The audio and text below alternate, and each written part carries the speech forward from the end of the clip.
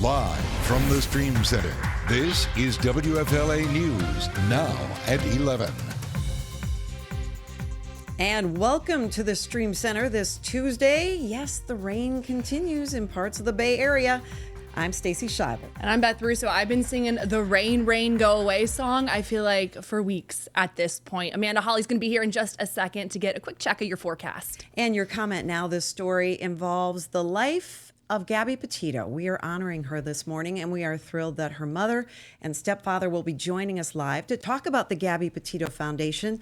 This week marks the anniversary, the 4th anniversary of Gabby's death. So we'll have much more on that coming up shortly. That's right. But first things first, we want to go ahead, check in with Amanda Hawley right now. Amanda, when are we going to put the sunshine back in the Sunshine State? I know it. Tomorrow, we will finally see some sunshine briefly. Unfortunately, we're going to get a break from our pattern, but only for a couple of days. But today, not that day. We have this cold front that is dropping down to the southeast. Unusual for this time of year. That's why we're seeing so much clouds and so much rain out there. It's another day where those downpours are rolling from west to east across the state. Right now, it's a lot of light rain down in Sarasota County. We do have some heavy rain, even some lightning and thunder off the coast of Pinellas. So not a great beach day, I know. And we're going to keep those rain chances high as we head into the rest of the afternoon, bringing them down this evening. Just like the past few days, we do generally dry out as the sun goes down. We're mostly dry overnight. But tomorrow, I really don't increase our rain chances but to a 20%. Unfortunately, though, with today's rain, because we've seen 4 to 6 inches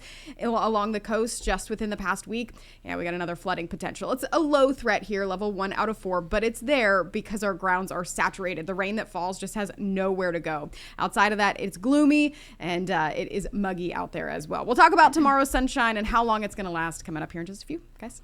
All right. Thanks, Amanda. Your must-see now stories, starting with breaking news. News Channel 8 has just learned that former USF head football coach Jim Leavitt has been arrested in Pinellas County. He is charged with battery, grand theft, and domestic battery. According to the arrest report, he is accused of grabbing his ex-girlfriend by the arm as she tried to walk away and pushing her. He's also accused of taking her Louis Vuitton purse, clutch, and wallet. He is currently in jail in Pinellas County. He was the head football coach at USF from 1997 until 2009. He was fired in 2010 after an investigation by officials found he had struck one of his football players in the locker room during the halftime break of a football game.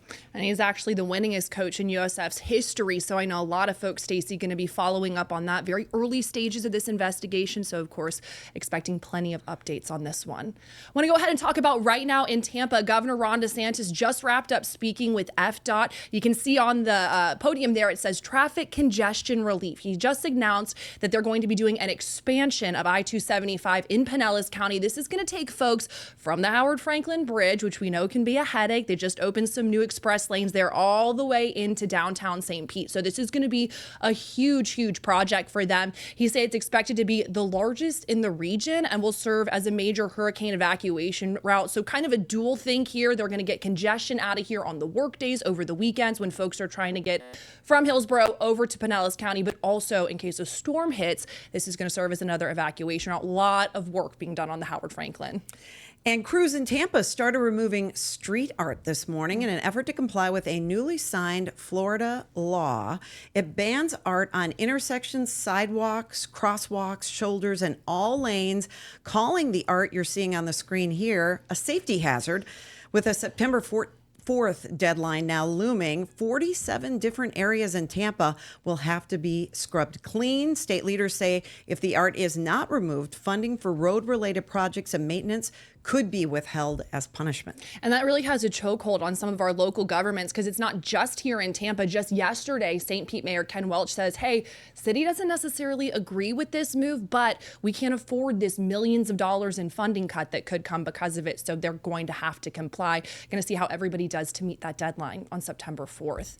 All right, customers of Southwest, if you're a fan, get ready because they're soon going to require plus-size passengers who don't fit within those armrests of the seats to purchase an additional seat in advance of boarding that flight. So a lot of folks are concerned about this. As it stands right now, they can secure that extra seat up front kind of free of charge, 2-for-1, if you will, basically just letting them know that they're going to need that. This new policy, though, sparking debate among many because of the financial burden, and also saying it's a little bit unfair that some people would have to do this. There's already a stigma in the aviation industry if someone is a little bit larger and don't necessarily fit very well in those seats.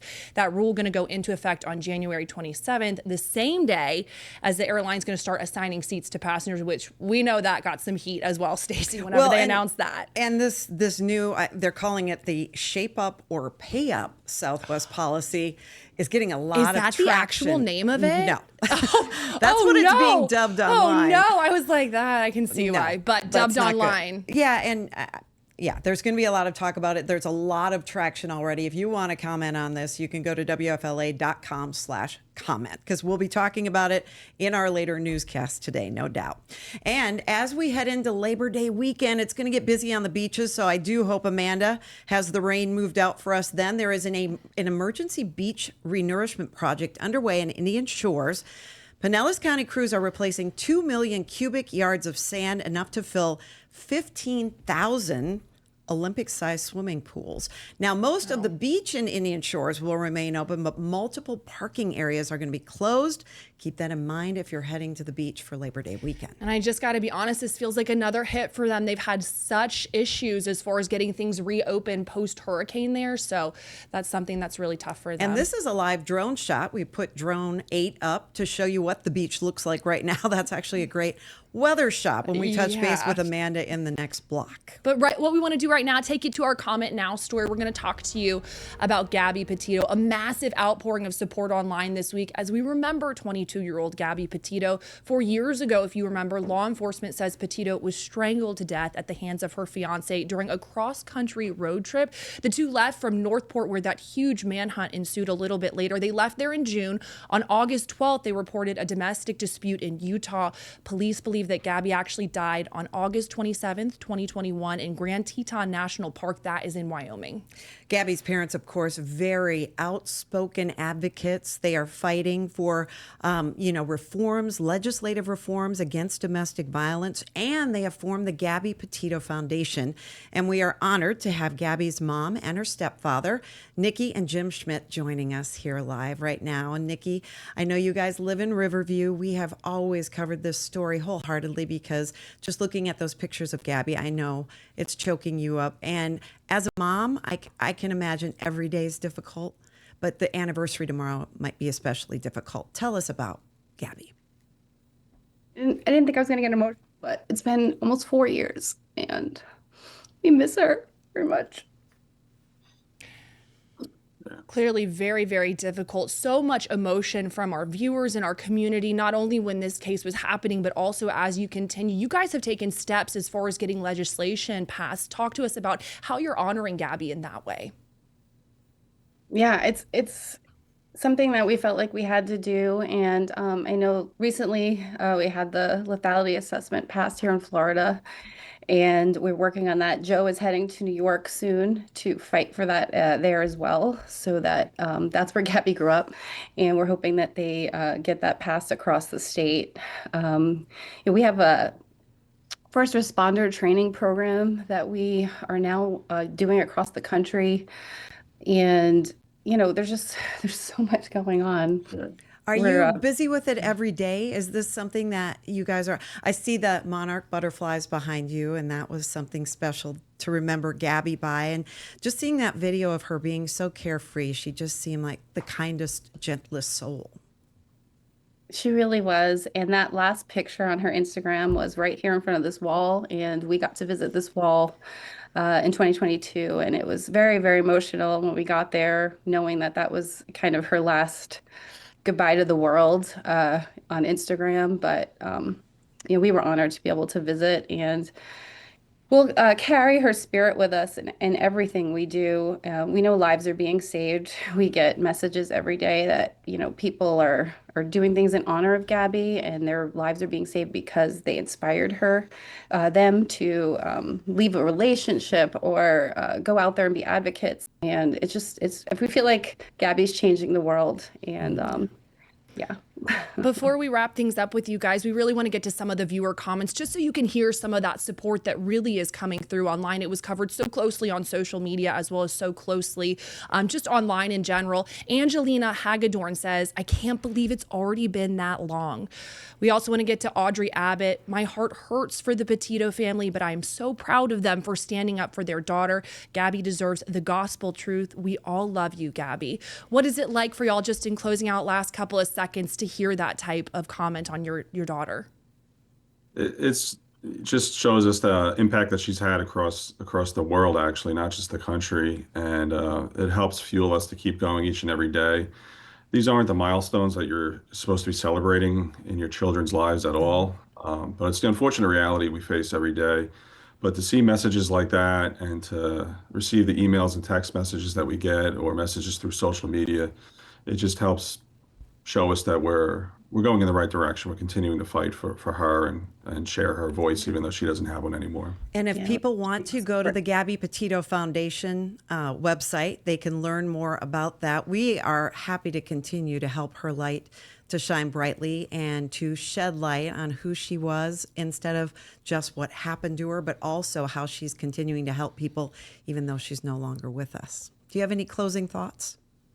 I just want to thank WFLA. You guys have been like family since day one throughout this whole process, and all your viewers who have been so supportive, and everybody out there who continues to support and advocate.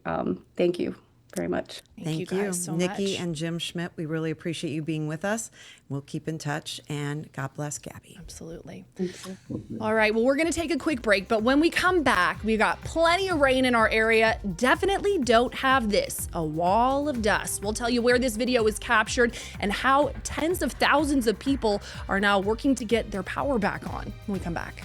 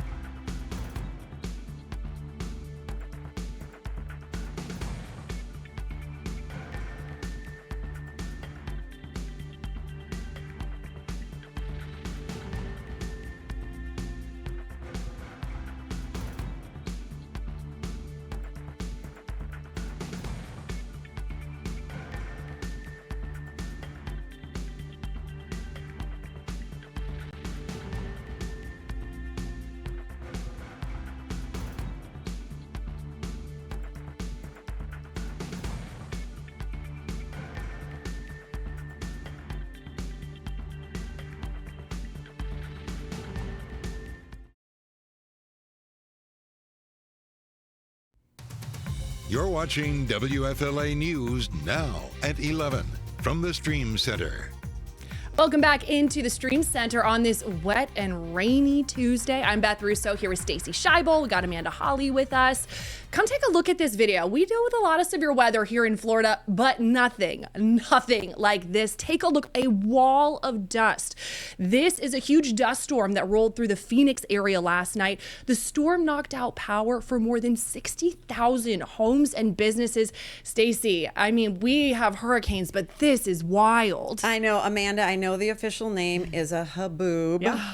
But it is seriously dangerous. Kind of a funny name, but they cut visibility to 50 feet and they told drivers to pull over to stay alive. I mean, this was serious. It shut down the Phoenix airport. Yeah, I mean, and I wouldn't say they're common out in the desert Southwest, but this is something that they deal with because you do have to have dry conditions to get winds after a thunderstorm. What happens is a thunderstorm collapses and the wind has to go somewhere.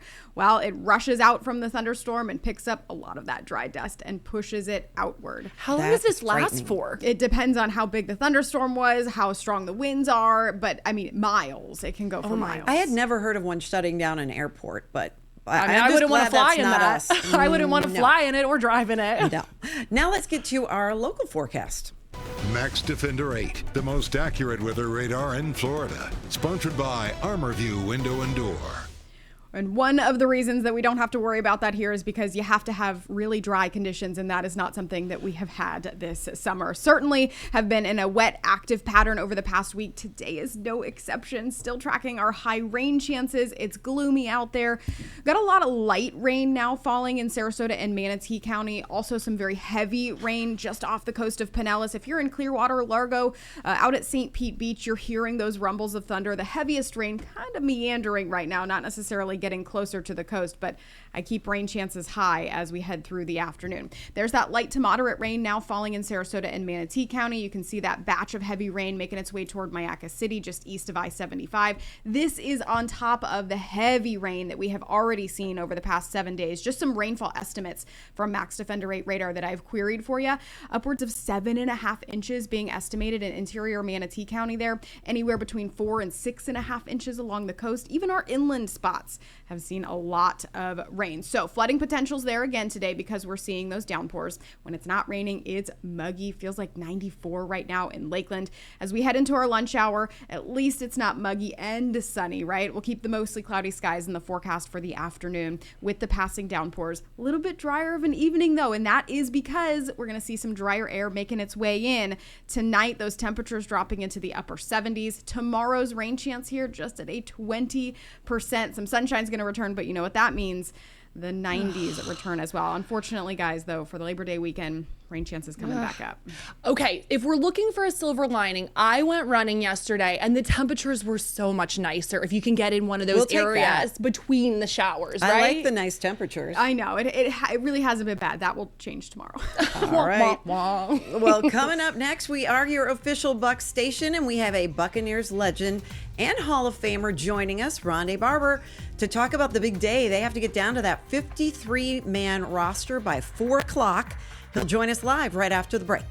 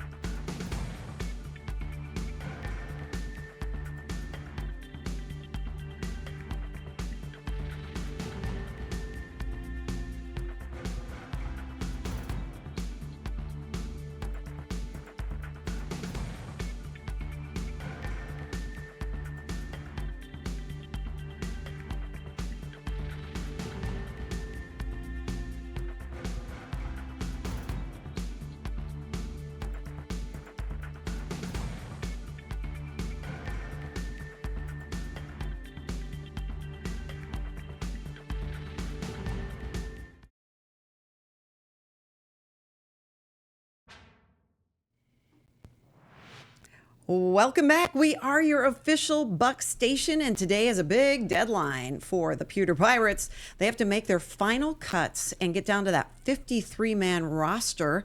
Joining us now is a Bucks legend, NFL Hall of Famer Rondé Barber, and our very own Eileen Natchek. Thanks, guys, for being here.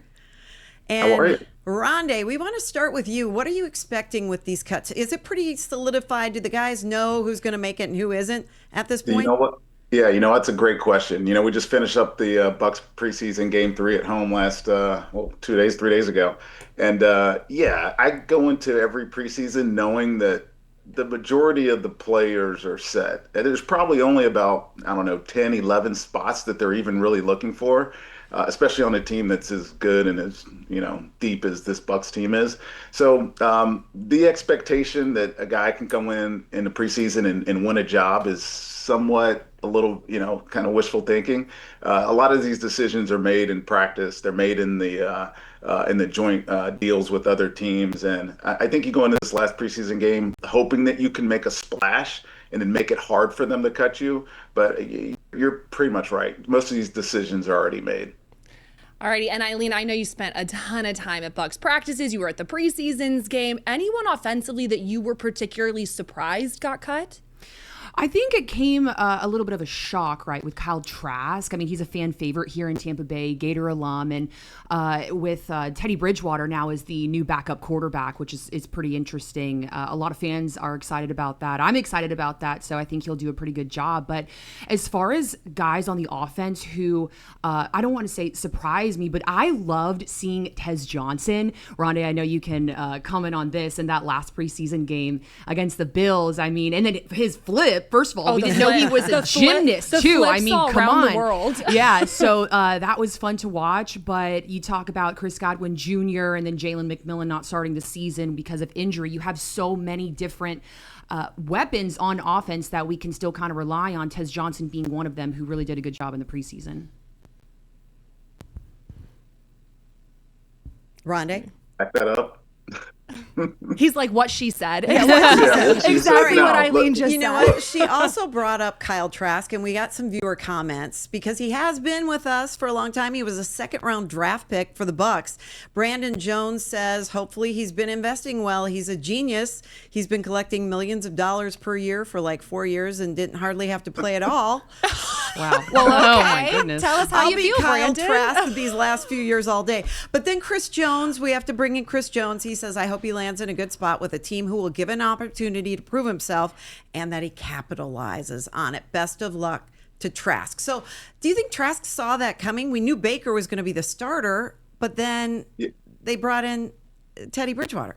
Right. So I think they brought in Teddy Bridgewater as a kind of an insurance. I think they originally planned to put Teddy on the practice squad, maybe use him as an emergency quarterback. But then Teddy went out and performed well. Teddy has a wealth of experience, man. He's been around for, I think this is his 10th year. Kyle's been in about 3 games and he's thrown 11 passes. I think I mentioned that on the broadcast the other day. And I think Teddy just processes a little bit faster. I wish the best for Kyle. I got to know Kyle a little bit over these last 5 years, and I hope for his success someplace else. But I think when you're got a team like Tampa that has expectations to make a run into the playoffs, maybe win a Super Bowl, you don't want that position, the quarterback position, to be the reason that you don't make it, especially when you have as much talent as you do on offense. And so I think this decision became one of necessity for them because Kyle had a little bit of a struggle in preseason and training camp. And I don't want to say he played himself out of a job, but I think that they got really comfortable with the fact that Teddy Bridgewater has a lot more snaps under his belt and could help them win games if they need to. Makes sense. We appreciate you, Rondé Barber. Thank you for joining us. You can also catch the Rondé Barber Show, also from the Stream Center Weekly. For Eileen Natchek and Beth Russo, I'm Stacey Scheibel. I'll see you back here at